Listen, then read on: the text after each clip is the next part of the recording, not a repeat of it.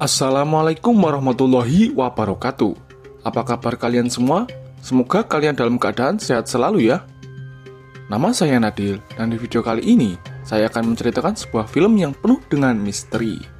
Matikan lampu, kunci pintu, klik tombol merah, dan nyalakan loncengnya.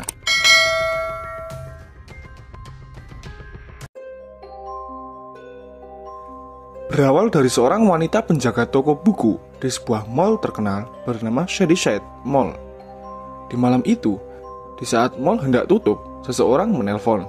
Terdengar seperti sebuah teror, tapi jangan takut. Itu hanya rekannya yang bernama Ryan. Ryan lalu mengakhiri teleponnya. Heather lalu mencari Ryan ke tempat kerjanya. Terdengar suara gerakan di belakangnya. Ketika Heather memberanikan diri menoleh ke belakang, ternyata itu hanya cleaning service yang sedang bersih-bersih. Heather mulai lega, sampai akhirnya Ryan mengagetkannya dengan sebuah boneka menakutkan.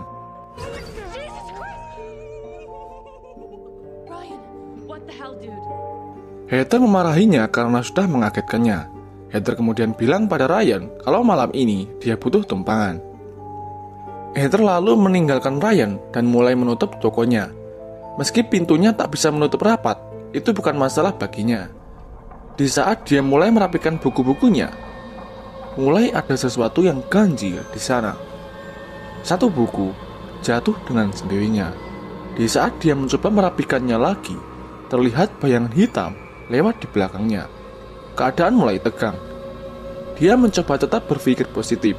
Itu hanyalah Ryan yang hanya menakut-nakutinya. Ketika dia memandang ke sudut ruangan, ada satu buku lagi yang tergeletak di lantai. Dengan sangat perlahan, Heather berjalan dan mengambil buku itu. Heather memanggil-manggil Ryan karena dia berpikir itu adalah dirinya. Beberapa langkah kemudian, ada gelas minuman dan bercak darah di lantai. Terlihat seperti seseorang yang meminum darah. Ketika dia menoleh ke belakang, mengagetkan sekali, ada pria bertopeng berbaju hitam di belakangnya. Psikopat itu langsung menusuk perutnya. Namun, itu tak membunuhnya, karena buku yang ada di tangannya menghalangi pisaunya. Heather kemudian lari dan beruntung sekali, pintu yang dia tutup tadi tak tertutup rapat, sehingga dia bisa menerobos lewat bawah. Akan tetapi, psikopat itu terus mengejarnya dan menahan kakinya dari dalam. Heather lalu menendangnya dan berhasil lolos dari sana. Heather terus memanggil Ryan untuk menolongnya. Namun, Ryan tak kunjung datang. Dia kemudian menelpon polisi dan meminta pertolongan. Namun, sebelum percakapannya selesai, sosok psikopat itu terlanjur datang dan mengejarnya. Dia kemudian bersembunyi di sebuah distro dan tak sengaja menyenggol sesuatu dan membuat benda itu terjatuh. Psikopat itu mengetahuinya dan dengan cepat dia berlari mengejarnya. Dengan nafas terengah-engah dan keadaannya begitu tegang, psikopat itu berhasil menangkap Heather dan menusuk Heather dari belakang. Heather pun terjatuh, dan sambil berteriak, Heather mencoba merangkak untuk menyelamatkan diri. Namun, luka di punggungnya membuat dirinya tak bisa berbuat banyak. Psikopat itu lalu membalikkan tubuh Heather dan menusuk bagian dadanya.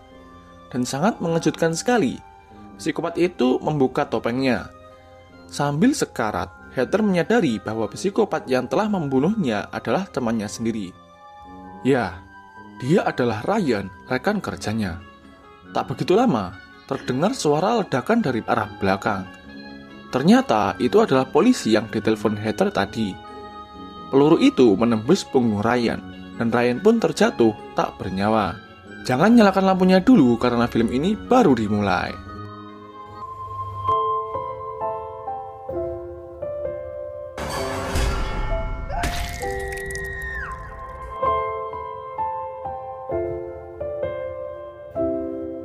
Di sudut kota Shadyside, di sebuah keluarga, terdapat seorang wanita bernama Dina dan adiknya yang pandai dalam pengoperasian sistem yang bernama Josh. Ya, bisa dibilang hacker lah. Namun, Dina tak memahaminya. Yang dia lihat hanya bermalas-malasan di depan komputer dan tak memiliki teman karena hal itu. Suatu ketika, kabar berita pembunuhan itu sudah beredar. Berbagai stasiun televisi membahas hal itu. Dengan kepandaiannya, Josh mampu melacak kejadian itu. siapa pembunuhnya dan apa penyebabnya.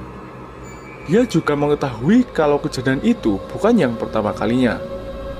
Seperti tukang susu di tahun 1953, seperti Ruby Lane tahun 65, dan pembantaian perkemahan malam tahun 78. Josh juga mendapat data bahwa pelakunya adalah orang yang sama, Sarah si penyihir, yang datang kembali untuk membalas dendam dengan merasuki tubuh orang lain. Namun, Dina tak mempercayai hal itu. Dina menyuruh Josh berhenti bermain-main dengan internet dan menganggap semua itu hanya halusinasi Josh saja. Dina kemudian menyuruh Josh segera bergegas ke sekolah.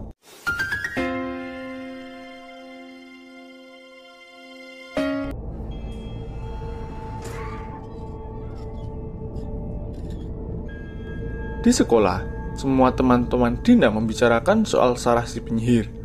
Itu sangat membuat dirinya kesal, karena Dina tak percaya hal itu.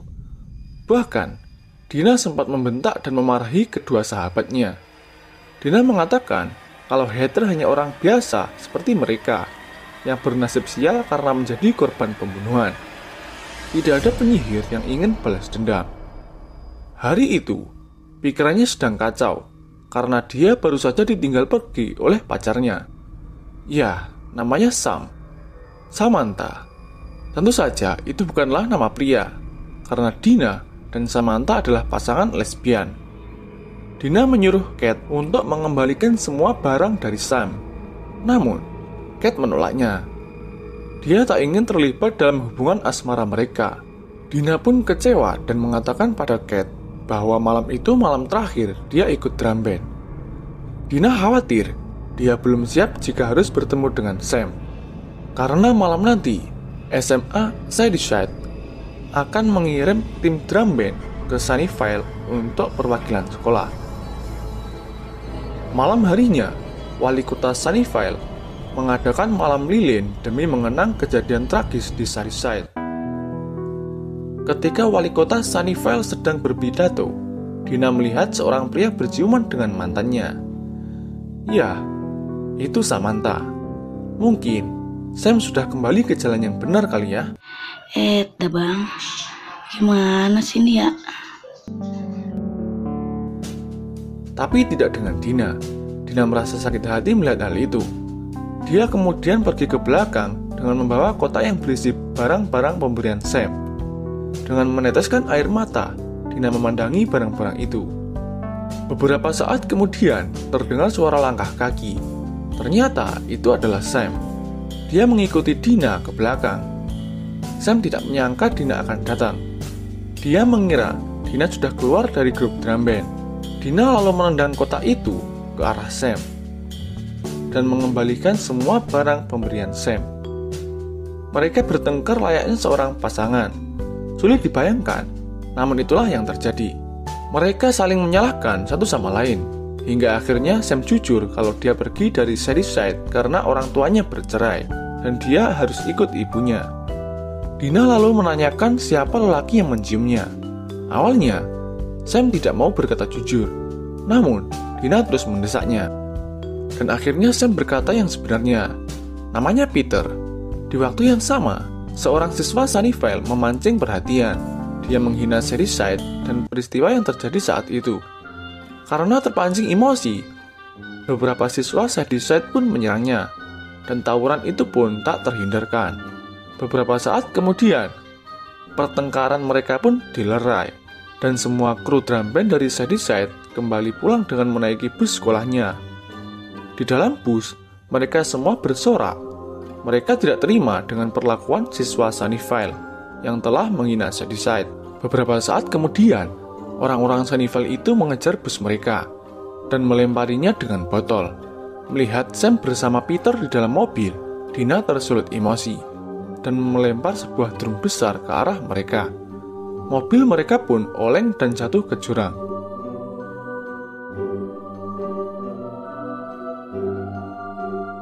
Karena merasa bersalah dan mengkhawatirkan Sam, Dina menyuruh sopir menghentikan busnya. Mereka kemudian turun dan menolong Sam dan teman-temannya. Di saat kecelakaan, Sam merasakan sesuatu yang aneh. Dia melihat kejadian ratusan tahun lalu, saat Sarah si penyihir digantung hidup-hidup. Dia juga melihat psikopat bertopeng berbicara padanya. Sesaat kemudian, hidung Sam berdarah, dan ketika Simon ingin menolongnya, Sam memuntahkan darah pada bajunya. Beberapa saat kemudian, polisi datang dan membereskan semuanya. Polisi itu juga menginterogasi Dina dan kawan-kawannya. Namun, mereka mengatakan itu hanya kecelakaan biasa, dan polisi itu pun pergi meninggalkan mereka. Sebelum mereka semua bubar, Peter sempat mengancam Dina untuk membunuhnya, karena mobil yang dikendarainya mengalami kerusakan parah. Keesokan harinya, Dina terbangun dari tidurnya. Dia melihat bercak darah di sepatunya, dan itu membuat dirinya khawatir dengan kondisi Sam. Ketika hendak mengambil minum, Dina melihat siaran televisi. Dina melihat siaran televisi sedang membahas pembunuhan yang dilakukan oleh Ryan Torres. Ternyata, Ryan adalah alumni SMA Sunnyside. Menurut pengakuan dari temannya, Ryan sebenarnya orang yang baik dan pendiam. Mungkin malam itu hanya kerasukan. Mendengar berita itu, Dina semakin cemas dan mematikan TV-nya. Beberapa saat kemudian, belnya berbunyi. Dina menyuruh Josh untuk membuka pintu. Dina mencoba menghubungi Sam dan Mama Sam yang mengangkatnya. Mama Sam menyuruh Dina untuk menjauhi Sam. Dina sangat kecewa dan memukulkan stick drumnya hingga patah. Bel itu terus berbunyi karena tidak ada yang membukakan pintu. Josh terlalu asik bermain game sehingga dia tak mendengar bel itu. Dina kemudian membukanya seorang diri, dan benar saja, tidak ada siapapun di luar. Dina memeriksanya keluar, dan ada sekelebat bayangan hitam bertopeng melintas. Dina mengira itu adalah Peter, karena Peter sempat mengancamnya. Dengan sedikit ketakutan, Dina menutup pintunya, dan kembali ke dalam rumah. Sesaat kemudian, Josh menghampiri Dina, dan mengira Dina keluar untuk mengambil pesanan pizza. Dina marah pada Josh. Di saat tegang seperti itu, Josh masih saja bertingkah konyol. Sesaat kemudian, Dina melihat keluar jendela. Ada seorang bertopeng berbaju hitam membawa pisau berdiri di halaman rumahnya. Dia sangat marah akan hal itu. Dina mengira itu Peter, orang Sunnyvale. Dina pergi keluar dan berteriak padanya bahwa dia tidak takut. Dina kemudian masuk rumah dan menelpon Kat. Dina menceritakan tentang kejadian itu. Dia sedikit tak percaya, tapi seketika dia menutup teleponnya. Kat kemudian menyuruh Simon untuk melepas dan mencuci pakaiannya yang terkena darah kemarin. Karena Simon tak punya pakaian yang lain, terpaksa dia hanya melepasnya saja. Beberapa saat kemudian, ada suara benda jatuh dari ruang tamunya. Kat dan Simon mengintip dari belakang. Dan mengejutkan sekali, ada seorang berbaju hitam dengan topeng yang melekat di wajahnya, sedang mengobrak-abrik keranjang cuciannya. Karena Kat juga mengira ini adalah orang Sunnyvale yang diceritakan Dina, dengan lantang, Kat menanyakan apa yang sedang dilakukannya. Karena Simon merasa takut, Simon menarik Kat dan menyuruhnya diam. Ketika mereka mengintipnya lagi, pria bertopeng itu sudah pergi. Mereka lalu memeriksanya. Simon menemukan bajunya yang terkena darah sedikit robek, seperti habis tergores pisau yang sangat tajam. Karena merasa khawatir, Kat menitipkan kedua adiknya ke rumah tetangganya, dan mereka berdua pun menuju rumah Dina. Mereka berencana memberi perhitungan pada Peter, karena ini sudah sangat kelewatan. Mereka lalu pergi ke rumah sakit, tempat di mana Sam dirawat. Penjaga rumah sakit itu mempersulit mereka masuk. Karena salah satu perawatnya adalah pelanggan Kat, mereka diperbolehkan masuk. Oh iya, belum kukatakan sebelumnya, Kat dulunya adalah seorang pengedar narkoba. Tanpa berlama-lama, Dina masuk ke ruangan Sam. Sedangkan mereka bertiga mencari cemilan malam untuk mengganjal perutnya. Di dalam ruangan, Dina langsung melabrak Sam. Namun, dengan polosnya, Sam mengatakan bahwa dia tak tahu apa-apa. Dina kemudian menjelaskan kalau Peter mengendap-endap memasuki rumah mereka dan menerornya beberapa kali. Karena Sam merasa Peter tak pernah beranjak kemana-mana hari itu, Sam membela Peter. Karena cemburu, Dina pun membentak Sam, dan mereka pun bertengkar layaknya pasangan yang sedang ada masalah. Namun, Di saat mereka sedang bertengkar, sebuah pisau yang sangat tajam menusuk perut Peter dari belakang. Ternyata, bukan Peter pelakunya. Psikopat itu juga mencoba membunuh mereka berdua. Namun, mereka berhasil melawan dan berlari dari sana.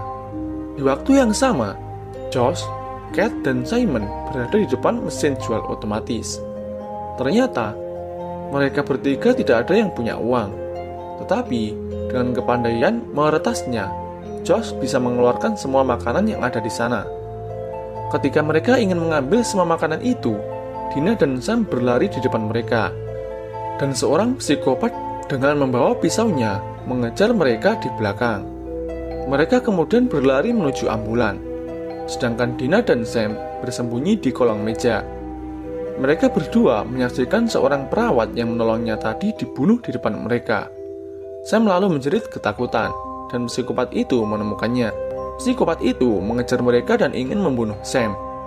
Sam kemudian menggigit tangannya, dan Dina memukulnya hingga pisau itu terjatuh dari tangannya. Dengan penuh perlawanan, Dina menjatuhkan psikopat itu, hingga akhirnya membuat topengnya terbuka. Sangat mengejutkan sekali, dia adalah Ryan Torres yang sudah dikabarkan meninggal bersama Heather di mall malam itu. Dengan perasaan yang sulit diungkapkan, Dina dan Sam kabur dari psikopat itu bersama Kate dan yang lainnya. Mereka semua menuju kantor polisi untuk mengadukan hal itu. Akan tetapi, polisi tidak mempercayai mereka karena polisi sudah memastikan Ryan Torres sudah mati tertembak dan tidak mungkin seorang yang sudah mati bisa bangkit kembali. Mereka sangat kecewa dengan sikap polisi itu. Karena sangat kecewa dengan semua polisi itu, Dina mencuri pistolnya untuk berjaga-jaga, dan mereka pun kembali menuju ambulan. Sesaat sebelumnya, Simon ingin membuang air kecil. Sesaat setelah buang air kecil, dia mendengar seorang wanita sedang bernyanyi. Dia mendatanginya, dan benar sekali, ada seorang wanita yang sangat seksi sedang bernyanyi. Wanita itu kemudian mengeluarkan sebuah silet dan menyayat pergelangan tangannya. Wanita itu ingin membunuh Simon. Dengan beberapa perlawanan, Simon mampu menghindar. Terdengar suara tembakan dari belakang. Ternyata itu adalah Dina. Dengan pistol yang telah dicurinya, Dina menembak wanita yang ingin membunuh Simon. Dan wanita itu pun terjatuh. Dia tidak mati dan hanya mengeluarkan darah berwarna hitam. Melihat ada yang aneh dari wanita itu, mereka semua kemudian melarikan diri dari sana. Mereka bersembunyi di rumah Dina. Simon menceritakan yang terjadi padanya. Wanita itu awalnya terlihat normal. Namun, ketika Simon ingin mendekatinya, dia mengeluarkan silet dan menyayat pergelangan tangannya. Mendengar cerita Simon, Josh merasa ada sebuah kejanggalan.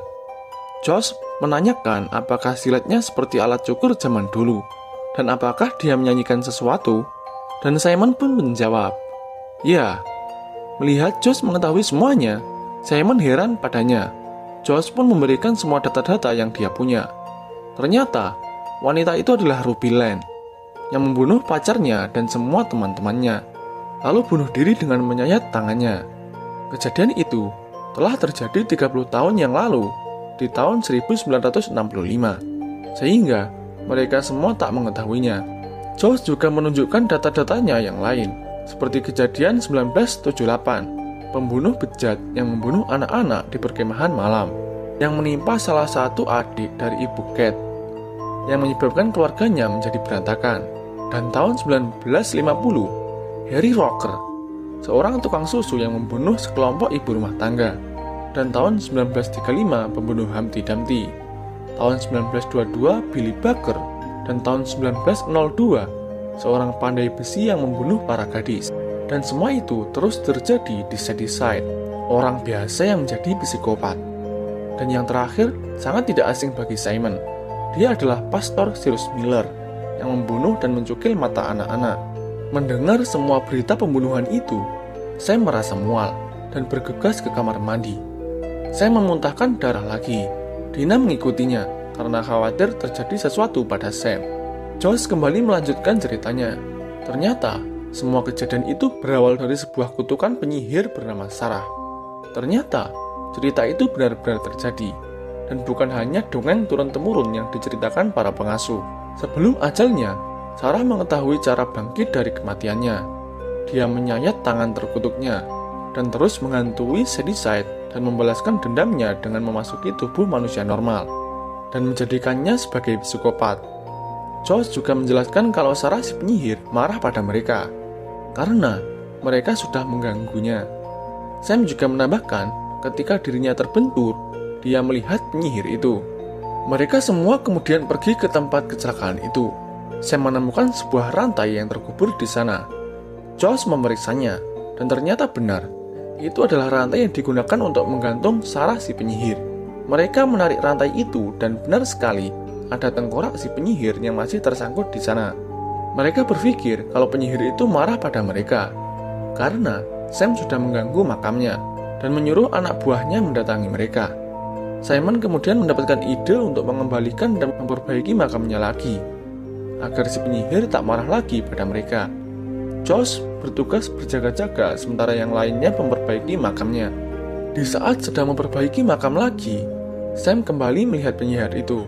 Dan seperti sebelumnya, Sam mengeluarkan darah dari hidungnya. Psikopat itu muncul lagi dengan membawa kapak. Entah datang dari mana, dia lewat tepat di depan Josh dan mengarahkan kapaknya ke mobil. Mereka semua lari ke dalam ambulan dan langsung tancap gas.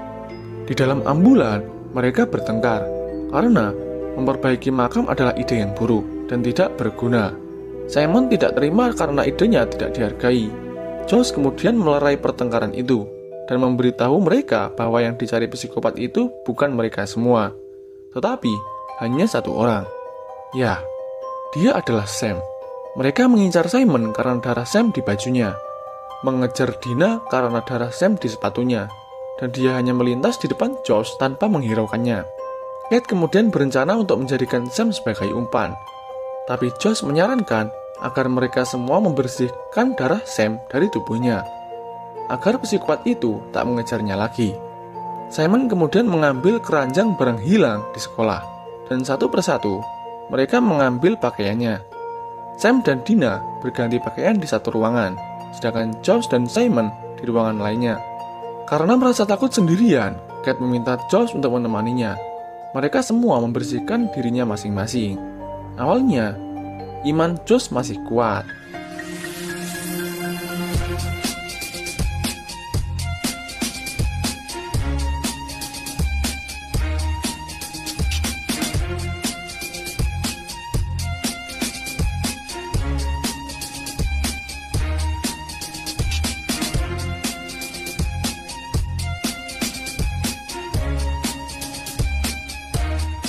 Sampai akhirnya, Kate menyuruh memeriksa punggungnya, apakah sudah bersih atau belum.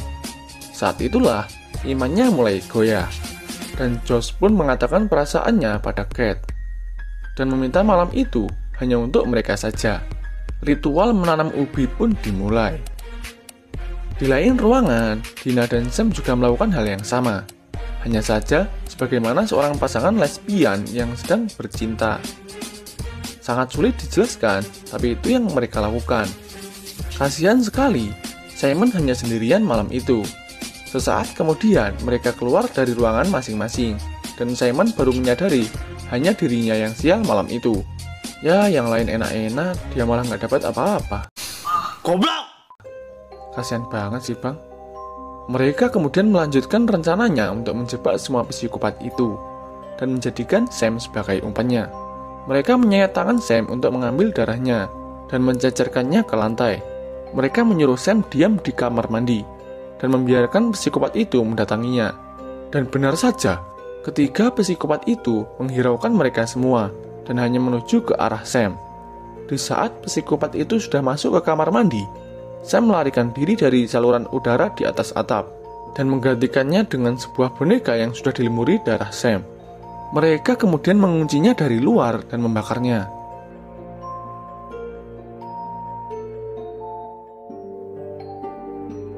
Setelah rencananya berjalan dengan lancar, mereka kemudian mematikan apinya dan memeriksa ke dalam. Semua psikopat itu sudah hangus terbakar. Mereka sangat senang melihat hal itu. Tapi, tak hanya sampai di situ saja, semua abu itu menyatu kembali, dan psikopat itu hidup kembali. Mereka kemudian melarikan diri dan bersembunyi di sebuah ruangan. Kate sudah muak dengan semua itu. Dia memaksa untuk memberikan Sam, karena hanya Sam yang diincar oleh psikopat itu. Dengan begitu, semua kekacauan ini akan berakhir. Di saat Sam sudah keluar dari ruangan itu, Josh menemukan data lagi kalau kejadian yang sama pernah terjadi dan menimpa seorang gadis bernama Cyberman. Dialah kuncinya. Dia tinggal di Brennan Way. Mereka juga mendapatkan data bahwa kejadian itu berakhir saat Cyberman mati. Cyberman mati suri dan hidup kembali. Kate kemudian merencanakan hal yang sama. Dina menyuruh Kate meracikkan obat-obatan untuk membuat detak jantung Sam berhenti sebentar. Awalnya, Sam merasa takut rencana itu gagal dan dirinya mati selamanya. Namun, Simon menjelaskan, beberapa bulan lalu, saudaranya bernama Timothy mengalami kejadian yang naas. Dia terlalu banyak mengonsumsi obat tertentu dan mati selama 2 menit. Namun, Kate menghidupkannya kembali. Dengan sedikit takut, Sam mau menjalankan rencana itu. Kate mengumpulkan semua bahan-bahannya dan meraciknya. Ketika bahan-bahannya sudah siap, Dina memberikan obat-obatan itu satu persatu pada Sam. Sedangkan Kate, Simon, dan Josh berpencar menjaga pintu keluar. Ketika Dina hampir memberikan setengah dari obatnya, Sam tak mampu lagi menelannya dan kemudian memuntahkannya. Dina lalu mencari cara lain untuk membunuh Sam. Dina kemudian melihat akuarium di sudut ruangan dan berencana menenggelamkan Sam di sana. Di waktu yang bersamaan, psikopat bertopeng itu telah menghabisi nyawa Kate. Begitupun dengan Simon, dia juga telah terbunuh oleh wanita pembawa silet. Akan tetapi, Josh masih selamat dan melarikan diri dari psikopat pembawa kapak. Josh berlari menuju tempat Dina dan Sam berada. Begitu lama Dina menenggelamkan Sam. Namun, dirinya tak kunjung mati juga. Hingga akhirnya, psikopat itu mampu menangkap Josh dan beruntung sekali, Sam sudah mati. Semua psikopat itu lenyap seketika dan keadaan kembali normal. Lampu-lampu pun kembali menyala. Namun, Sam sudah tak lagi bernyawa. Mereka berdua kemudian mencoba menghidupkan Sam kembali dengan bantuan alat yang pernah dipakai Kate untuk menghidupkan saudara Simon. Semua alat sudah dikeluarkan, namun Sam tak kunjung bangun juga. Dina kemudian menekan-nekan bagian dadanya dan beberapa saat kemudian Sam memuntahkan air dan semua obat-obatan itu. Dan syukurlah, Sam hidup kembali.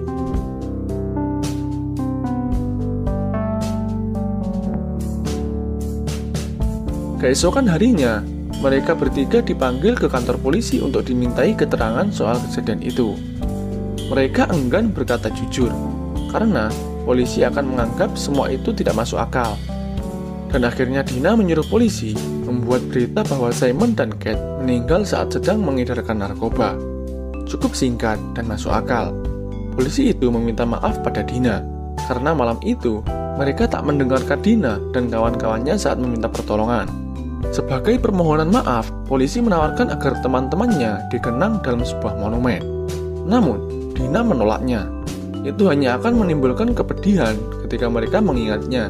Polisi kemudian menghentikan percakapannya, dan mereka semua beranjak pergi dari sana.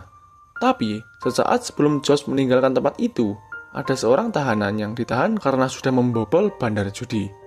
Tahanan itu meminta Josh membebaskannya. Awalnya, Josh menolak. Karena Josh merasa dia juga pernah melakukan hal yang sama, Josh menerima tawarannya, dan tahanan itu memberikan sebuah kertas kecil berisi termuk untuk mengakses semua saldonya. Sesampainya di depan pintu, ibu Sam sudah menunggu mereka. Dengan sangat marah, dirinya mengajak Sam pulang. Sam berpamitan pada Dina layaknya seorang pasangan lesbian.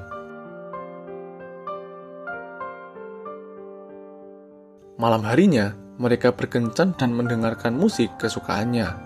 Beberapa saat kemudian ada seseorang yang membunyikan belnya.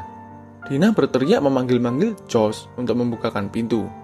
Di saat Dina ingin membuka pintunya, Josh sudah di depan pintu, sedang memakan pizza. Ternyata itu adalah pengantar pizza yang dipesan oleh Josh. Josh mendapat semua uang itu dari seorang hacker yang tertangkap di kantor polisi. Namun, Dina tak mengetahui hal itu. Dina sangat bangga pada Josh, karena akhirnya komputernya berguna juga. Sesaat kemudian, ada suara telepon berbunyi. Dina mengangkat teleponnya. Seorang wanita berbicara dan ingin memberitahu caranya selamat dari perkemahan malam.